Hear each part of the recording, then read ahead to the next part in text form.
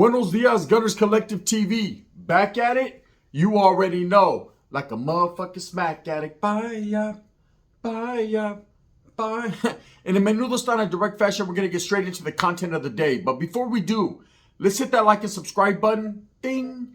Put your notification bell on all so that way you're directed in the direction of the dope content that I am kicking. And I highly appreciate the support, man. We're definitely going up on this channel, and it's all because of you. And for that, I can say I'm very humbled and I'm very appreciative. So I was asked a question the other day. You know, Gun, you've told a lot of stories about your own homies trying to set you up. You know, and it's crazy that I was asked that question, you know, time and time again, because just the other day I got to thinking, like, whatever happened with the individual? Because it was basically one dude who many of these times, man, was tripping on me. You know, why would he do that? Why would your own homeboy from your neighborhood, your own homeboy that you grew up with, that you functioned and fucked with, broke bread with, be tripping on you like that? Enough to the point where he actually wanted to body bag you, toe tag you, right? It happens in the game. There's a lot of envy and trickery that goes on in the game. There's always, it seems like the people that you have to watch out for the most are the ones closest to you. That's a true story right there. The people that you think got your back, oh, you know, they want to back you up into a corner and cut you on your back. It always happens like that, man. You know, you make sacrifices and you do time and you put in your work and you do everything that you do only to later on be fucking undercut or smashed on by your own homies. These are the same ones that you broke bread with and fought with are going to be the same ones that are going to bring you down. 100% facts. So I had a homeboy, man. And I can't even say I had, because as much as he tried to do me dirty, and I know it for sure, it's out there, right? I still got love for him. How does that work? How does that work? What's the definition of that? Why is that? Even though I know that this motherfucker really didn't like me, wanted to see me dead, set me up, tried to have me clipped many times, why do I still got love for him? I don't know, right? It's a trip. But anyway, so, you know, when I was asked that question, why my homeboys tried to do me, it was one particular homeboy that would put it in motion.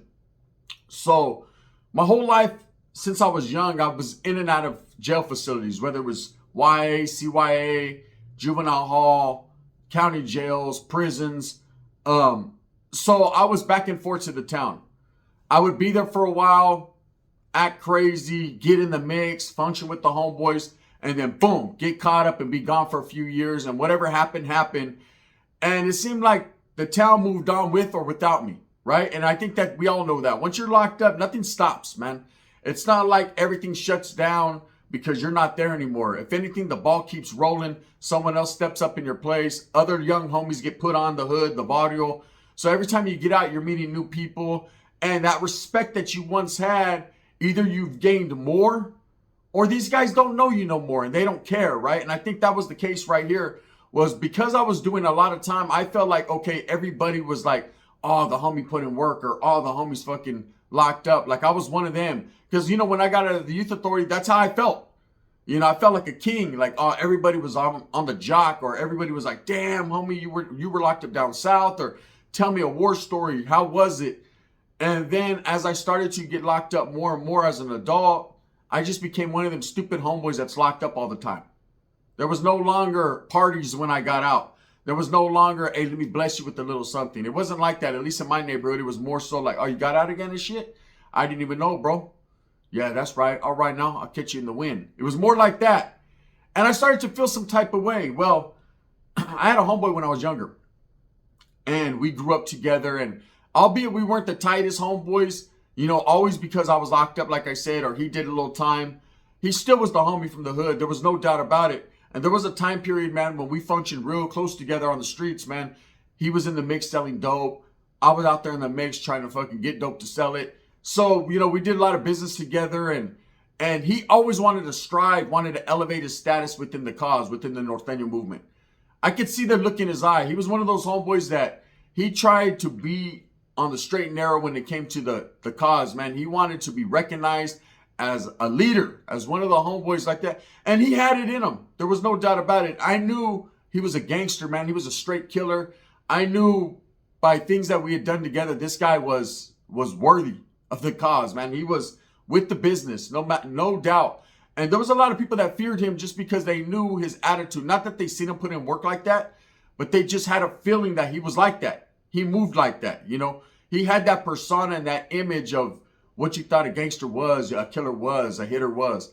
So, but I knew him. And like I said, I knew both sides of him. I knew the killer instinct, the leadership, and I also knew, you know, the homie that was just a regular dude. But, you know, we started to get in the mix. And something happened about 2006 that changed, right? What happened was people came into the town from other cities, from bigger cities. Norteños were starting to parole and they were establishing regiments and things like that. And so people moved into the town around that time to establish shit. And when that happens, everything changed because what happened was, which was once just Vario against Vario, and we kind of ran our own program and sold dope and did what we did, you know. And I liked that. I enjoyed that, the fact that my city, my town was independent of the bullshit. Like, there was a lot of homeboys that were political when they were in prison, and they played the politics and they did all that, and they'd get out and spit, you know, the propaganda and spit the fucking, give people the knowledge they couldn't get in college. But at the same time, we still were our own town. Like, we did our own thing. We're a smaller town in the Central Valley, so it's like no one could tell us shit. We handled our business when we needed to handle it. Nothing had ever switched up and changed. Just a lot of haterism and chicks fucking shit got looser. That's just how it was. But about 2006, late 2005, people started to move in, come in from other cities and set up shop. And it wasn't the type where like, oh, why don't you guys just get them out of your town? How are you going to let someone establish like that? No, these guys were heavy hitters. They got out and they snuck up under the radar. You know, I told the story when I started to hang around with the regiment in Merced. It was like a fluke or an accident. You know, I was out there selling dope, doing my thing. And one of the homeboys, who was a high-powered younger homeboy from my neighborhood, who we had been hearing a lot about, like, hey, he got in the mix, he got real political, he got pulled as a bro. This is what it is. You know, this was a homeboy I knew real good.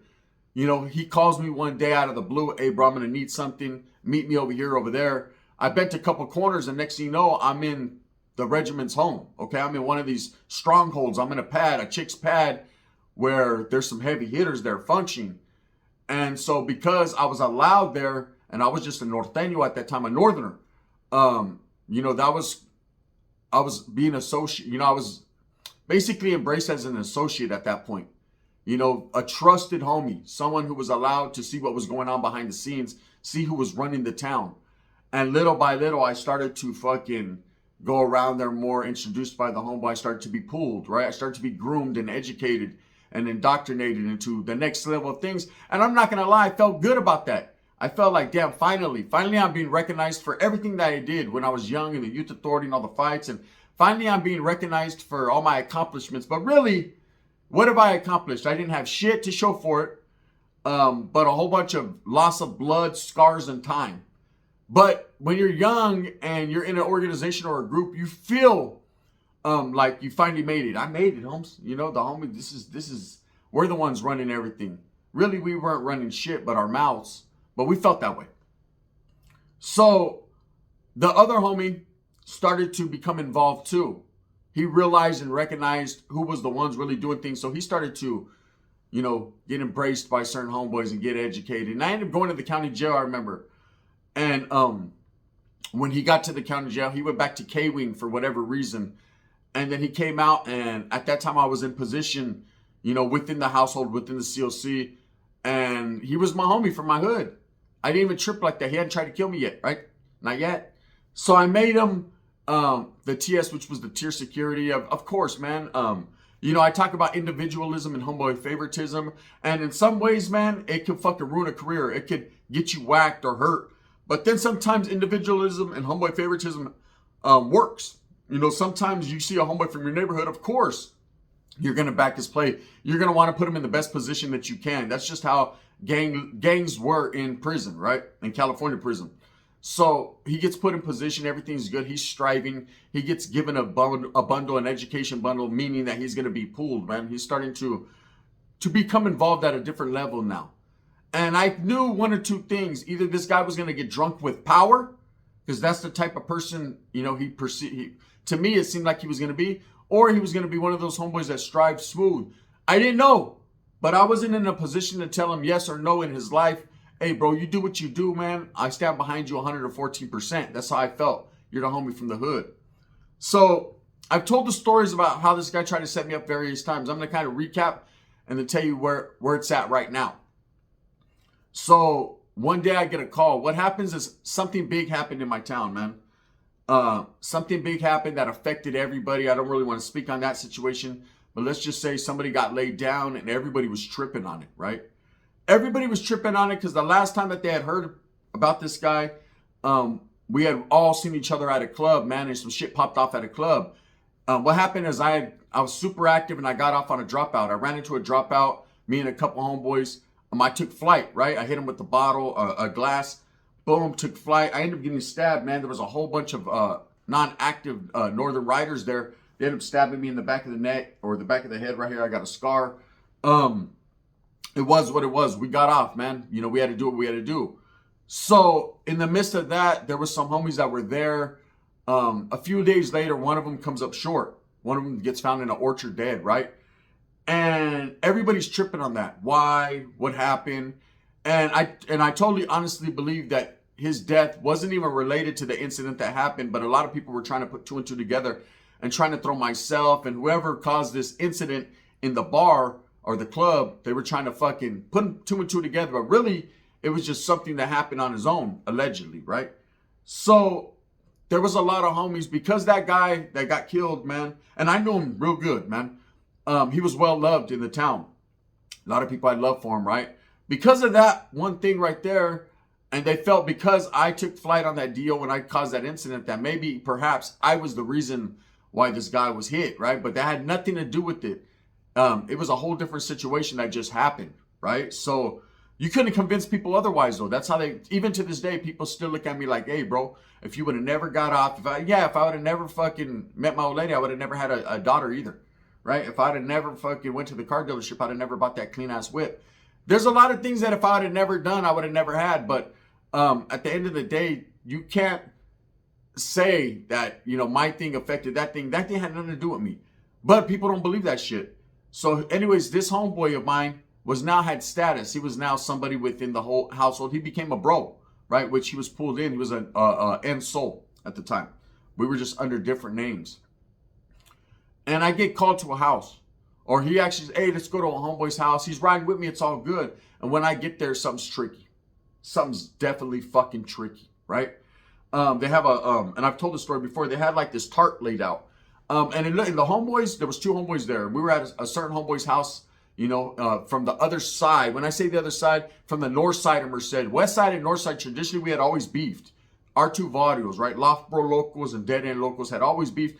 But now we weren't doing the red on red because of the regiments and things of that nature. We were now functioning together. Everybody was cool. So this is a guy's house that I go to. The first time ever going to his house, I knew of him like that. I knew who he was, but we never really broke bread or sat down. Like this was my worst enemy before at one point, right? So we go to his house. He's wearing overalls, like paint splattered. There's another one of his homeboys there. Then there's a mutual homeboy that's not from a neighborhood. He's no longer alive. He ended up passing away a few years ago, man. Natural causes, right? But the homeboy's right there, and I know him as a hitter, a straight killer. I know him. He was well known to be doing his dirt. Let's just say that he wasn't. His allegiance wasn't to a particular body; it was to the North. Period. He was within the regiment as well, and he was just a different type of character, man. I got to tell his story one day. He was fucking vicious, right? Violent. And he's sitting there and he's just looking. And I went to school with this dude, so I'm kind of looking at him like, "What's up, bro?" And he's like looking through me. I remember catching it because my awareness is up. I catch little shit. So as he's like looking through me, I'm like looking at him like, something ain't right. Then I'm skeptical, man. Like the movies, you see a fucking tarp laid out. I tell me, what's up with this tarp and shit, bro? What am I here for, anyways? I don't know why I came with the homeboy, but all of a sudden it seems like it's all about me. You know what I'm saying? Oh, let's go over here real quick. I got to do something. Next thing you know, they're all fucking questioning me. So I'm looking around. And I could see eyes. You know, you just had that feeling. The hairs on the back of your neck are standing up. And they're doing the Humpty dance. And I'm looking around and they're looking at each other. And they're looking like, hey, who's going to be the one to do it? And the dude's old lady comes out. Now, I've known her. She was a couple years younger than me. She used to fuck with my sisters and shit back in the days. Went to school with them. And her brother is from my neighborhood, right? So I see her, I'm like, what's up, girl? She's like, damn, it's been a minute. I hadn't seen her, you know, I've been YA prisons already. So I hadn't seen her for years, and she still looked good, you know, and I was like, damn, what's up? And her old man, that was his pad, and he was like, hey, go to the store real quick. I need this, this, and that. And I knew right then and there when he said that, he was trying to get her out the way because they were about to do something to me. I just felt it. I just knew it, right? And the whole time I'm wearing a hoodie, and I have a 38 pointed at the homeboy that I came with, because if they're going to get me, you set me up, motherfucker. You're first. I'm going to smoke him, and then bam, they can get me, whatever, right? Where I was sitting in a recliner against the wall, no one could get behind me, so they'd have to come from the side. So it was either my homeboy, or I said the one that was not affiliated. He was a homeboy, but he wasn't from a barrio. He was over here. Little did I know he had a Mac 10. Later on, I find shit out, right? So what had happened was, the guy who had got hit, this is what it was all about. The guy who had got hit, that was his primo. You know, people are related. In a small town, everybody's related. I didn't know, right? So they wanted to question me and thought I had something to do with it. They were going to get me, they were going to get rid of me. And my homeboy's the one that took me there to get questioned, right? And I thought maybe this was just regiment business. Maybe this is what was happening. But like I said, the whole time I had a 38. Well, how I was able to wiggle out of the situation, I found all this out later from the homie, right? So they're asking me questions. Hey, bro, you know what happened? And I'm like, nah, bro, that shit has nothing to do with me. Yeah, he was there that night when the club, when it popped off, but that's just a coinky dinky, right? He's in whatever happened to him in the field. They arrested whoever got him, and that's on that, right? So they're kind of like, but I could still see that fucking dude's emotional. He's crying and shit. That was my primo, homie. I'm like, yeah, you know, and shit happens, you know? It's not that I'm not remorseful. It's just, fuck, bro. What do you want me to do about it? You know, hey, I like the bottle too, man, but it is what it is. So I have the 38 pointed at my homeboy, like, fuck this, right? And I text my other homeboy real smoothly, you know, while everybody's chopping it up. I text my other homeboy, a close friend of mine, very close. I'm like, bro, come get me. I'm at Whoop-de-Whoop's house now, bro. They're about to get my ass. So he knocks on the door with a gauge. What's up, fool? Come on, fool. Go jump in the car. So I jump in his truck. He tells the other homie that took me there, that set me up, hey, come on, you gonna come too? Yeah, bam. So we jam. We're able to wiggle out of there. They're kind of shook, like, oh shit, what happened here? I foiled their plan. So now I know. At the same time this is happening, I'm on the run for this incident at the bar. This is all about the same time. So I end up jamming to Oxnard, California to go chill with the homeboy down there. So I drive up there with a few homeboys. So that was the first incident. Fool tried to set me up to get me clipped, right? So now I'm over in Oxnard, California, and I'm chilling at a homeboy's, and we're all partying, and that same homeboy went with me. You know, and I'm skeptical of him, but I'm thinking, maybe I was on one or something. I don't know. Maybe the air they were blowing in the air woke me up, right? So anyways, I get to Oxnard, and I'm on the run. Like, meaning I'm going to go to Juarez. This was the time I went to Juarez, Mexico, all that. I'm not fuck it. I'm not going back. I'm a soldier, right? And while I'm there, man, what happens is the first night, my homeboy's old lady, she brings one of her college friends. And I'm not even really tripping. The chick is thick as fuck, but I'm not really tripping off her like that. I remember I was tired, whatever. So I went in the room to go to sleep, and all the homeboys, there was like 4 of us that went down there. They're all macking to the chick and whatever. They're all trying to get one chick. And I went to go lay in the room like, hey, I'm tired, bro. Because I've been going through a lot emotionally. I'm on the run, I had to leave all my clothes and shit behind at a chick's house. You know what I'm saying? When you're on the run, it's hectic, man. No matter what, you know, you can talk all that high power shit. Oh, yeah, this, and that. But being on the run sucks. You know, you got to fucking watch out because your own homeboys are dropping kites on you. It's crazy. So next thing you know, this chick comes to the room and she's like, hey, you're not going to come out here and party with us? I said, I'm tired. So she was like, well, I'll come lay in there with you. All right. Right? So now that's going down. And the homeboy, I guess he had been trying to get at her. So now this was just another excuse for him to feel like he got played out of his position, right? But I wasn't even thinking about that. You know, I wasn't trying to mac at her. Like I said, she wanted to see what the people I do, and she found out. So I end up fucking jamming with that chick the next day and kind of like staying with her for a couple weeks. Well, the homeboys, no. So prior to that, this is what happens. She jams. I get her number. We all go out to a place called Port Hueneme, right? I'd never been there. It's like by the ocean or whatever. We go to some fish fucking place to go where they did film the movie Fast and Furious. It's like I don't know what it is, right? So we go over there, eat real good, and one of the homeboys pulls me to the side. He was a very good homeboy of mine. He tells me, hey, bro, you might want to jam. And I said, why? He said, this fool's fucking going to kill you today. I said, what? He said, yeah, bro, that incident right there, they're thinking you were involved in. And when we go out over here, bro, he was telling a couple of the homeboys he's going to smoke you, right? And I was like, well, let me use your gun. I'm going to smoke him, right? Straight, you know what I mean? Just like that. And the homeboy tells me, he's like, nah, bro, just jam. I don't need that drama on my pad, bro. But just know that this homeboy right here, he has some bad intentions in his heart for you, bro. And he's like, I don't like that either, man. You can't trust him like this. So I'm looking at him, and he's looking all normal to me, but I'm like, I know this slick motherfucker, right? So that was the second time he was supposed to get me that day. So I ended up calling that chick because I had nowhere to go. She swoops me up. I go chill with her for 2 weeks. Okay, I go back into the town 2 weeks later, man. What had happened was my grandmother had passed away, and I wanted to go to the funeral, so I jumped on the fucking Amtrak to go to the funeral. And on my way there, I get a phone call from my primo. He's like, don't come to grandma's funeral. I said, why? He said, the fucking cops were thick here looking for you. They were questioning us. We got in a big old argument. And the reason why the cops were looking for me, I was on the front page of the newspaper wanted for this incident at the bar, right? This assault. And so I'm like, damn, they're closing in on me. So, you know, I get locked up. Man. And they end up fucking, I go to my chick's house. Task comes. I've told the story. You know, the dude's like, hey, fucking, we've been watching you. And it was some guy on a motorcycle. He was undercover. I guess he seen me in the front yard watering the grass. They came raided, whatever. I get snatched up. So I'm in the county jail fighting that case, right? I end up getting out. I'm not getting out, but going to prison. Getting out from the county and going straight to Tracy, right? I took my little 4-year deal on that. And I've told the story too on that. Fucking, I took it like quick, hella fast, within a week. I just wanted to get the fuck out of there before they were going to do Operation Valley Star or some shit like that. So I wanted to get out of there. And I told the story the other day about the homeboys that were pushing the narrative on me, trying to get me whacked in there, right? And he was one of the homeboys behind that as well. You know, he was still homeboy functioning on the streets, giving the green light on it and the okay, yeah, do it. Now, come to find out, I found out, you know, my brother was locked up for a long time in the county jail. He did about four years in the county jail fighting his case before he ultimately took his 27 years. And he just got out of prison recently and he's living his life, man. I'm proud of him, right? But him and that guy used to bump heads a lot too.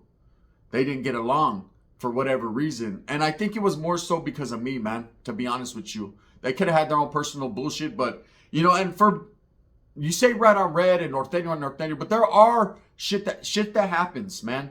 There are people that just fucking are about themselves and they don't give a fuck about the homeboys. They want to bump someone who they feel is impeding their progress out the way. And I think that's how this guy felt about me. So years pass, right?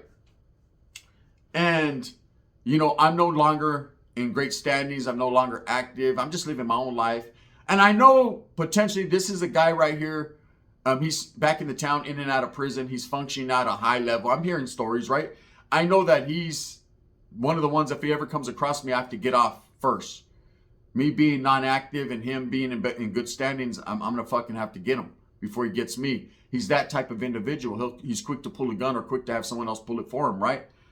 So I'm knowing that this guy, if I ever run into him, and I talk to other active homeboys and they're like, oh yeah, this fool talks all that shit about you. He's seen this one coming, this, that, whatever, right? I'm thinking he would never be in the position he was in right now if I didn't speak up for him, right? But that's cool. I'm not a hater, man. He's doing his thing. So he becomes involved in a whole bunch of different cases, man, and ultimately gets locked up. And he's on the run or whatever. I hear about it. Like I said, man, from time to time I check in on his name just to see where he's at in life because he's one of the guys I know is a potential threat to me. Maybe not now, but he was, right? And so the other day I'm talking to the homeboy. And he tells me, hey, Holmes, you remember what homeboy whoop-de-woo? And I was like, yeah, this fool tried to fucking set me up a gang of times. Had me killed, man. I said, he was hating, bro. I don't know what he was hating for so much. Fuck, I had a lot of love for him. I still got a lot of love for him, right? And the funny thing is I talked to him. Let me backtrack. I talked to him a while back. I have a homeboy that's a lifer, right? He's been locked up. He got 40 years and he's doing a long time. And his old lady is my homegirl, right? And somehow along the line, about a year ago, 2 years ago, we get in contact.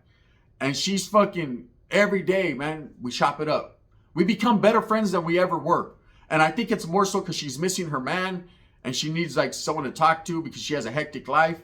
And she's just a homegirl, man. And me and her chop it up. We're laughing. We're reminiscing on old Merced shit and just, it's fun, right? So every day she's calling me, hey, fool, and my old man needs this. I'm shooting her a little feria here and there to send to the homeboy, right? Then the homeboy would get on three-way when he calls, what's up, fool? So it was cool. I was one of the homeboys I could call his old lady while he's on the phone with her, and she'll be like, oh, it's Gunner. And he'll be like, all right, hey, call me back then. You know, because he knew, hey, tell him I need this much money. Tell him I need, yeah, voila, right? And it was all good. So she ends up one day telling me, hey, the homie that's in county, you know what I'm talking about? She's talking about the one that, you know, was trying to do me dirty, that I found out about. She's like, hey, he knows I'm talking to you. He wants to talk to you today. And I was like, but he was active, right? So I was like, all right. So she said, call at 5. So I did. Boom. We talked through it. He's like, what's up, homie? I'm like, damn, what's up, bro? He says, I see you on your YouTube shit. I see you. I see you on your grind. You still same old on your grind, huh? I said, you know, I got to do what I got to do. What's up with you, though? I'm being real skeptical, trying to gauge his temperature. He's trying to gauge mine. So I said, bro, I heard you're looking at all day and shit. He says, yeah, you know it is what it is. He's like, but how you doing, though? Where you staying at now? So I kind of tell him, you know, I tell him a little bit, right?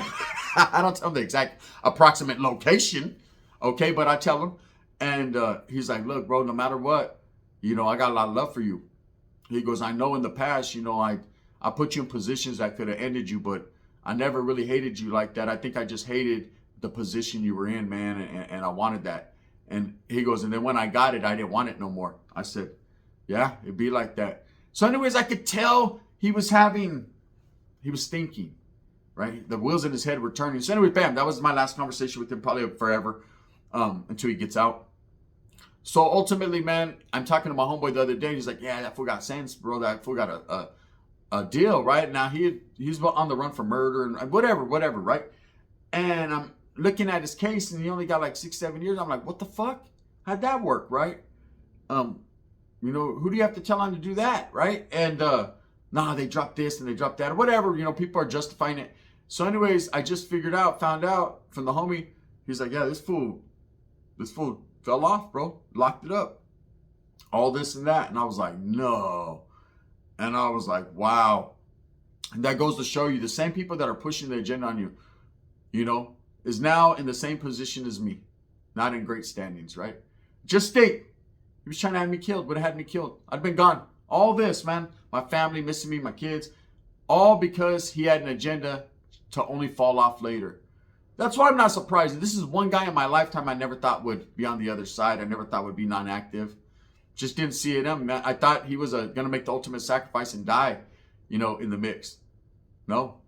You know, that showed me right there, everybody does it, man. And I see guys that are fucking cannot even feel his boots. Cannot even fucking walk in his shoes. Believe me, straight hitter. This fool was a monster, right? And I see dudes, hey, I'm acting. I'm like, bro, you don't know what it is, bro. You've never functioned on that level. You better stop at level 2, motherfucker, right? Real talk, bro. We're talking about motherfucking murderers, homie. You know what I mean? Are you ready? Anyways, with that being said, I hope that you was a crazy story. I just want to tell it. See how life takes a twist and a turn. With that being said, I hope that you move with a purpose. Get everything that you want coming. And remember, at the end of the day, it's all about the strive, the struggle, the struggle, the strive. You never know what's going to happen in your life, what will change you. You know, my blessings are with him, whether he was active or not, man. I always had love for him. I always will. But goddamn, homie, how many times are you going to try to have me killed? I was like a cat, homie. I had 9 lives, and you tried to take like 5 of them. The gun. Bang, bang.